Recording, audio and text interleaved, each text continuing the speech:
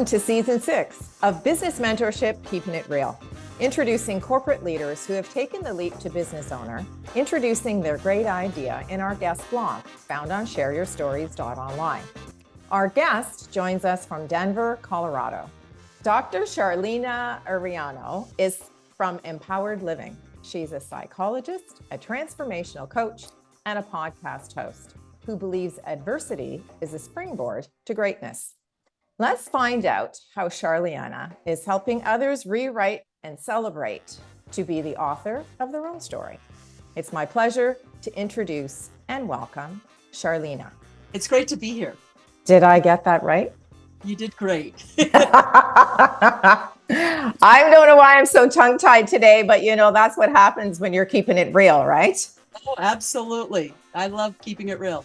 One of the things I thought I would ask you to start with is, how do you define greatness? Because you use greatness, the word greatness, not only in your guest blog, but on your website. It's kind of one of those catchphrase words that describes what you do. So perhaps you can give our viewing and listening audience a little bit of an idea as to how you define greatness. Absolutely. Absolutely. And before I go right into that definition, Trish, one of the things that I want to kind of highlight is, I say something that really catches people's attention when I say adversity as a springboard into greatness, because typically what do people believe? What is the narrative? The narrative is, when I've gone through hard things, I feel broken. There's something wrong with me, right? I'm deficient. I'm not enough. Those are usually the narratives that people are playing in their head.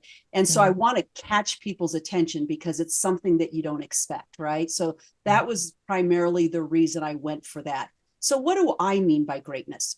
Greatness is really about, embodying all of who you are and experiencing it as all of who I am is beautiful, even when it's messy. It's beautiful and it's powerful, and we are designed to fully embody all of who we are. And as we do that and we show up in the world and we serve in the world as our completely embodied full self, everybody benefits from that. So that's what I mean by greatness.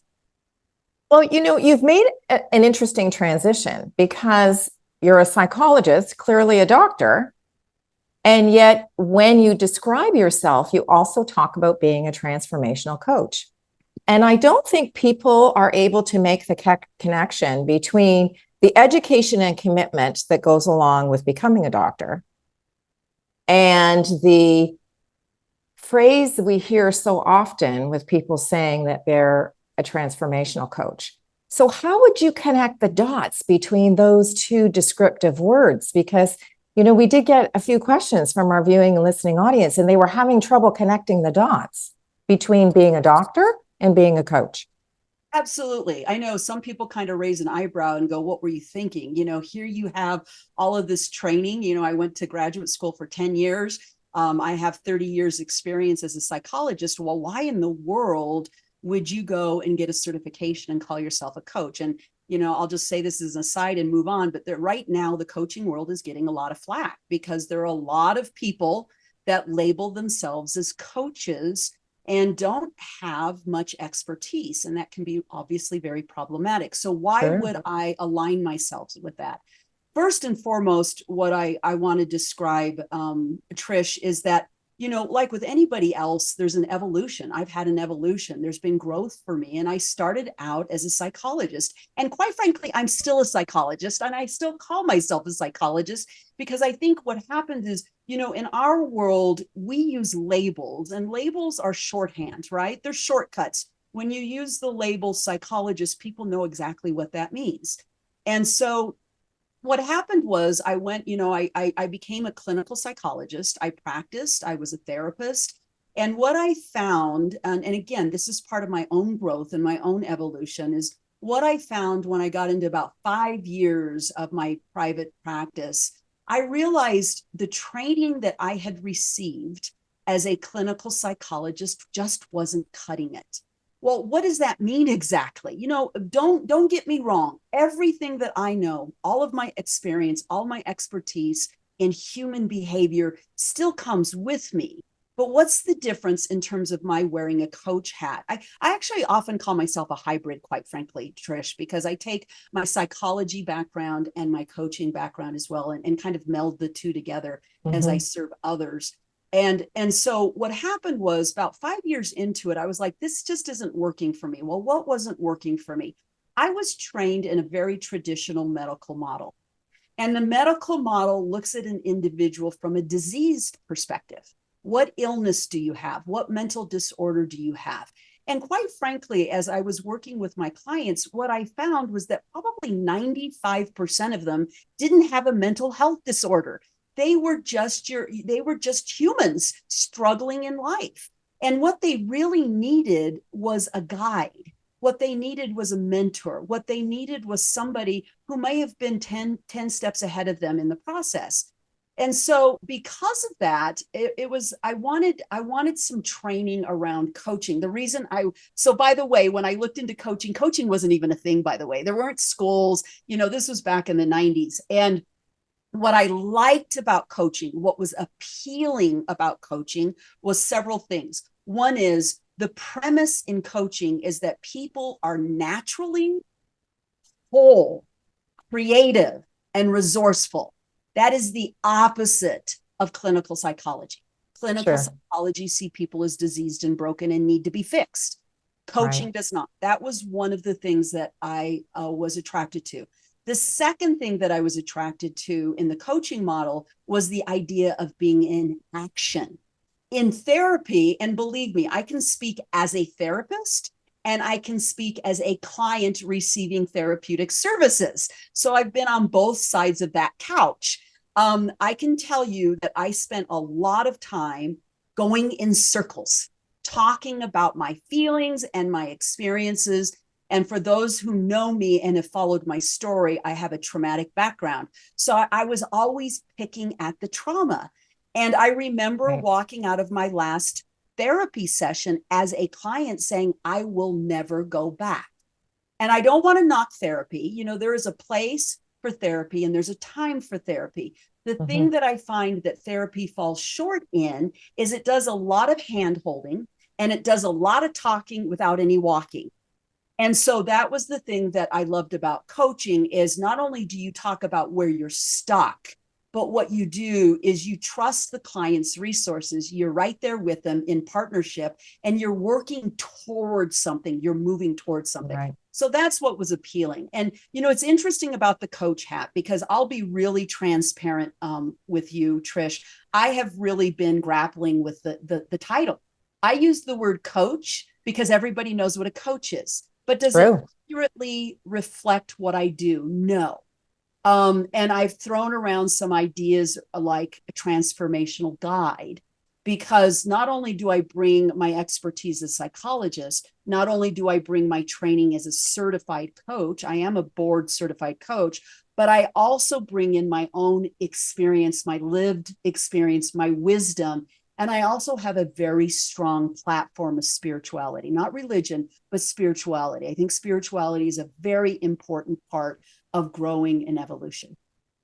You know what I love what you're doing, Charleanea, is that you're taking something that has a label and trying to peel back the onion so that the average individual can say, okay, what I'm really getting here when I work with Charleanea is I'm getting someone who walks the walk and talks the talk, who's going to give me a roadmap and help me get to where I want to go.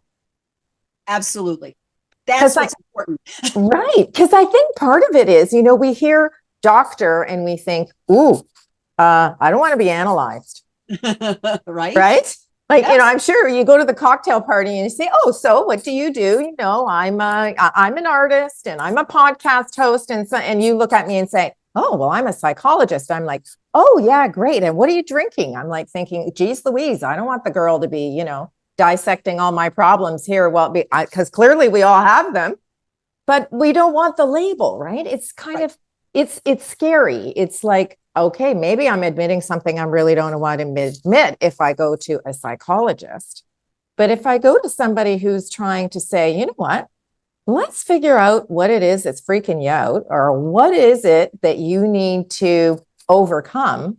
And let's just say that, life is what it is. We all have challenges. I mean, let's face it, every single one of us do, right? Yes, So let's absolutely. get to your greatness. Yes, yes, yes, exactly. It's funny. My experiences, I often will stop the action in a room as soon as I say I'm a psychologist. It is very intimidating for people. It is for sure. For the record, Trish, when I'm in a social gathering, my psychologist hat is not on. I am a human. At the end of the Right. day, bottom line, I am a human. And yes, it is a showstopper sometimes. And I don't want it to be. I want people to Sure. understand that I am walking alongside with them. I just Right. happen to bring expertise and wisdom with me. And that is Right. helpful on the path. I love that you use the word, mentor, role model, because when we think about it, each and every one of us is actually a role model in our communities, right? The way that we interact with other humans, we never know who's watching. We never know who's might be sitting back and saying, well, that was a really nice thing. Or look at that, there's a stressful situation and this person isn't freaking out. Wow, I need to learn something from that, because those two things I think we've forgotten in society today.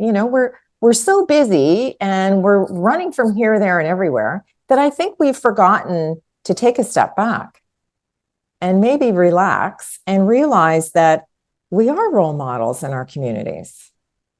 Absolutely. It's interesting that you brought this up, Trish, and I don't know if it was purposeful, but my podcast, its purpose is kind of in this direction. One of the things that I'm really struck by, and again, I'll just be full disclosure here. I just had my 60th birthday in April. So I Congratulations. feel like I am now in the elder category. And elder does not mean older, it just means wiser. And Sure. the things that I've been really noticing and paying attention to, and by the way, I can speak to this with my own experience, is we have lost, at least in the American culture, we have lost the village mentality where we have the elders who impart wisdom. We just, we're in an information society, but what we aren't is we don't have that wisdom and connection. We've lost that. And I see particularly the younger generations really struggling in life, and it's not that they're struggling because they're not enough, or it's because they don't have role models. They don't have the guidance or wisdom of people who've already walked the path. And I think that's really important. And that is something that I have taken very seriously. And when I think about my age and just developmentally, I'm in a place of thinking about legacy. I want to have a positive impact in the world. I want to have a contribution. And part of this stems from my own life experience, Trish. For example, I came from an environment of adversity. This is why this has been important for me to share my story, because I want people to understand that it doesn't matter what hand you're dealt, you can still play a good hand. And that has been my life experience. I have experienced tremendous amounts of adversity as a child, and it didn't keep me from embodying who I am. Now, don't get me wrong. It wasn't an easy road. It wasn't, For sure. wasn't autopilot. There's been lots of bumps. There have been lots of setbacks. There have been times I've fallen right on my face.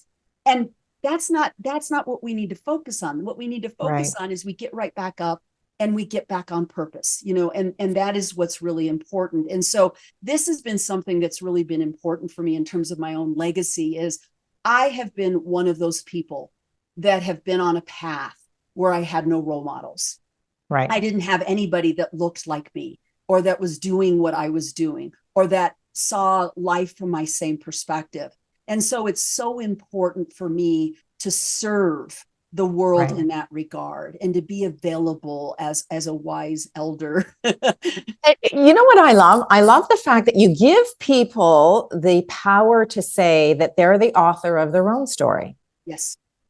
Right? Yes, absolutely. Because we all have, as you say, bumps in the road. We all have things that we would have rather not experienced, but they add to who we are as humans. And when we're the author of our own story, we can share the things that we would like to share to the betterment of someone else who may be coming behind us, which is really what legacy is all about. Absolutely. Absolutely. And I think first and foremost, what is really important about this too is that we own our stories. Like there's nothing to be ashamed of. And I'm going to say this firsthand. I spent a lot of my life running from my story and hiding it. I was concerned. I was worried. What are people going to think about me when they really know where I came from? Right. And it wasn't until probably in the last 5 years, it was like, wait a minute. There's, first of all, what has happened to me is nothing to be ashamed of. Right. So there's that part of it. The other part of it, and this is where my spirituality comes in, is I believe that the universe provides opportunities. They provide events and experiences in our lives, not to punish us, not to, it's not about luck or punishment. It's really about this experience is an opportunity. And I can look at this experience and I can let it overcome me, and I can give up, and I can believe the story that I'm not enough or that I'm broken, or I can lean into the experience and go, what is the opportunity for me here? What can I learn? What can I heal? What can I let go of that makes me a better version of who I already am, which is already enough? And you know what? That's a really important message for our viewing and listening audience to tag onto. I mean, let's be real here. Nobody's perfect. Absolutely. And we've all heard the stories, when the door opens, when the door closes, the window opens, And I think that sometimes those phrases and stories that our elders shared with us were kind of little clues, little breadcrumbs of information that we could use later on to sort of help us when the going gets tough, right? Yes. Because I think, to your point, one of the things that we share, not only in lived experience, is the opportunities that were presented. Because you're absolutely right. Nobody gets to where we're going without there being an opportunity. Because, if it was all the white picket fence and the yellow brick road, it would be pretty boring, to be quite honest. Yes. Right? Yes. Absolutely. So the challenges present opportunities that take us really to our greatness, which is the reason why you use the word. Yes. Yes. Bingo. You got it. You got it, Trish. Yes.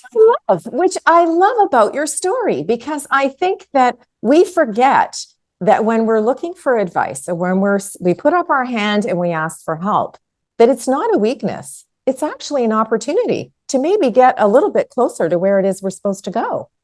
Yes. Exactly. And I really love that about you. And I love that about your story. I love that about your website. I really appreciate the fact that you're connecting the dots. You're breaking down some barriers that we have in terms of society norms about the labels. And you're giving us all an opportunity to say, hey, you know what? Been there, done that. Let's talk about this. And how do we get to where you want to go? And that's really what you're offering. Yes, exactly. The essence of it is what you're offering. So, I really appreciate that, because I think that the social norms that we have and what we're raised with are the things we carry with us that sometimes prevent us from getting to where we'd like to go. Absolutely. And I think when we think about the norms, and we are humans, like to have boxes and labels, it makes the world feel safer. Yet when we allow others to define who we are, when we allow others to author our story, it takes all of our personal power away, not only to be who we are, but to actually fulfill the reason why we're here. And I think that's really important. Don't let somebody else write your story. You are the author of your own story.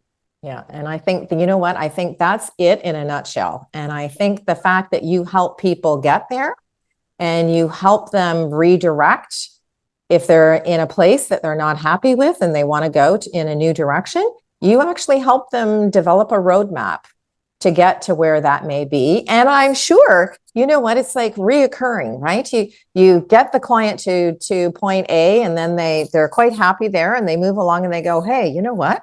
There's somewhere else I'd like to go. Maybe I need to reconnect and create a new roadmap, because it's not from point A to point B is the only route. Right. You're correct. Right? Yes. There's lots of zigs and zags in the road. Like, it's not a straight line. Absolutely. There's lots of left turns, right turns, detours, U-turns. Absolutely. Yes. Absolutely. And that's what I love about what you do. So I really appreciate that. And I think you've given us some really wonderful things to think about. Now, one of the things that we do in the guest blog is we ask folks to share their 3 words of advice. So what I'd like you to do is wrap up our conversation today by sharing with people why your 3 words are important. The first one is trust. The second one is own. And the third is lean. Yes, I will share each of those. So trust. I'm waiting with bated breath because it's the last one that's really piqued my interest, the lean. Well, for me, trust is really trust yourself, trust your experience, trust the process. And believe me, I'm going to chuckle at myself a little bit here, Trish, because I have to remind myself of this all of the time, because I'm one of those people that are, just kind of gangbusters, go-getters in action mode. And sometimes I do a little bit too much hustling. And I have to remind myself, slow down, Charleanea, just trust this, show up, do your part and allow the rest to unfold, because it's not just me. I am in collaboration, whether it's in collaboration with the universe, in collaboration with others. And so I can't be in charge of it all. It doesn't serve me or anybody else to be in the hustle. So I remind myself over and over again, slow down, trust the process. All that matters is that you show up and you do the best you can. So that's what I mean by trust. Now, in terms of own, I think what's really important is that many of us, and again, I can put myself in this category for quite some time, is that we look outside of ourselves for the right answers. We look outside of ourselves for the way that we're supposed to be. I know we've all had the experience of being little kids in school and going, okay, what am I supposed to be doing? What is everybody else doing? Oh, Susie's doing this, or John's doing, I should be doing this. And what happens is it takes us away from our own internal compass. We all have a compass. Nobody is not without it. We all have it. And so when we take our attention and our focus outward into the world, we're taking our compass and basically disconnecting ourselves from it. So it's really, really important to own that, to own who we are, to own our experience, to own our stories. Okay. Now, the last one, you said that it really got your attention was the lean, right? The lean. Yeah, you bet. And again, I often live by these words because I need to remind myself of these words.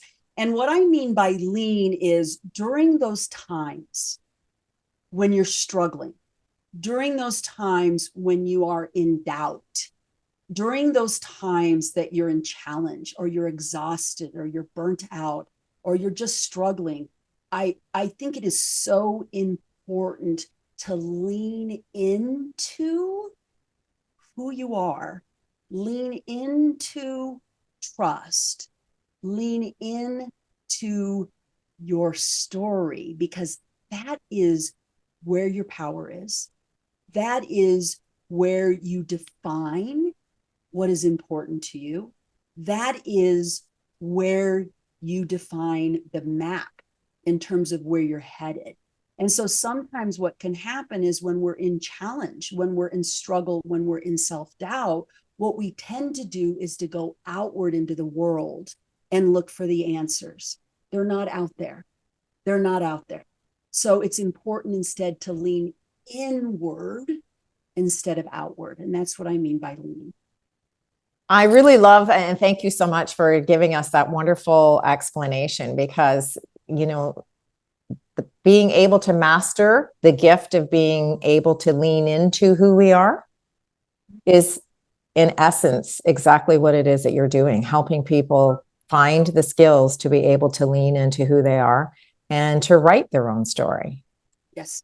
And that's a pretty profound gift. Thank you. Thank you, Trish. And it's not only important for our own well-being, this is our responsibility. This is how we contribute to the greater whole. So we are who we are. There's not another Charleanea. There's not another Trish. And so it's our job to lean into that instead of trying to be somebody else. And that's so true. And that really, in essence, takes us back full circle to the whole idea of being a role model in the community in which you serve, no matter what you do. Because how we show up is the legacy we leave behind. Bingo. Exactly. Hit it right on the nose. Yes. Yeah. Well, I really want to thank you so much, Charleanea, for joining us today, because you've really given us some really wonderful little things to think about in the big picture of being able to write our own story and giving people the confidence to be able to step outside our comfort zone and do the things that we're here to do is really a wonderful gift. So I want to thank you very much for joining us. Thank you, Trish. It was a pleasure. I loved being here. You have a wonderful day. And to you. Okay. To our viewing and listening audience, I want to thank you for joining us for this edition of Keeping It Real, introducing you to the person behind the logo. If you'd like to connect with our guest, you'll find Charleanea's contact information in the description portion below. I'm Trish Tonai, author, artist, and the founder and host of the series, and we invite you to share your business story. Just visit our website at shareyourstories.online and subscribe to our channel, Business Mentorship, Keeping It Real. Thanks for tuning in, and we look forward to meeting you next time when we share another great idea.